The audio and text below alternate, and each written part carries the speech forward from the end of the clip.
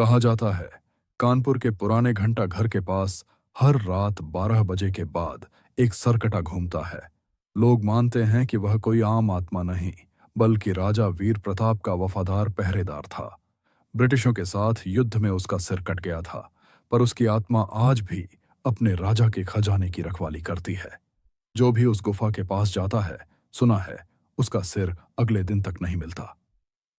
सत्यप्रकाश, एक व्यापारी जो लालच से भरा था, उसे जब इस खजाने की बात पता चली तो उसने तय किया, मैं उस सरकटे को देखूंगा और खजाना ढूंढ लूंगा। रात के 12:05 पर वो पुराने घंटा घर के पास पहुंचा। चारों तरफ सन्नाटा, टूटी दीवारें, हवा में बासी मिट्टी और धुएं की गंध थी। वो एक बड़े पत्थर के पीछे छिप गया। अचानक लोहे की तलवार जमीन पर घिसटने की आवाज आई। सत्यप्रकाश ने झांक कर देखा, धुंध में से बिना सिर वाला आदमी हाथ में चमकती तलवार लिए आगे बढ़ रहा था। उसका शरीर जलते अंगारों की तरह लाल था और उसकी गर्दन से धुएं की लकीरें निकल रही थीं। वो एक पुरानी हवेली के अंदर गया, जहां जमीन पर एक अजीब तांबे का गोला रखा था। सरकटे ने अपनी तलवार उस गोले पर मारी। एक गुप्त दरवाजा खुला और अंदर से आग की लपटें उठीं। सरकटे ने गहरी आवाज में कहा, रहा रहा, ठंडी छावा। और फिर वो लपटों में समा गया। सत्यप्रकाश कांपते हुए आगे बढ़ा, पर उसकी जिज्ञासा ने डर पर जीत पाई।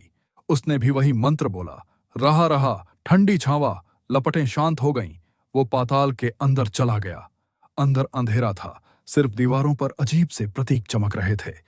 बीच में पड़ा था सोने, चांदी और रत्नों का ढेर, पर उसी के पास जमीन पर पड़ा था एक सिर जो धीरे धीरे हिल रहा था। अचानक सन्नाटे में एक भारी आवाज गूंजी, जो मेरा खजाना चाहता है, उसे अपना सिर देना होगा। सत्यप्रकाश पीछे हटा, पर तभी उसके पीछे दरवाजा अपने आप बंद हो गया।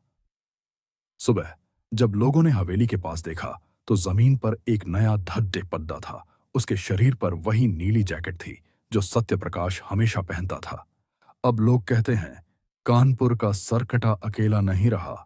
अब वहां 2 सरकटे रात 12 बजे के बाद पहरा देते हैं और दोनों एक ही मंत्र बोलते हैं, रहा रहा, ठंडी छावा। ऐसी और कहानियों के लिए सब्सक्राइब करें फॉर्च्यून टेल्स टीवी।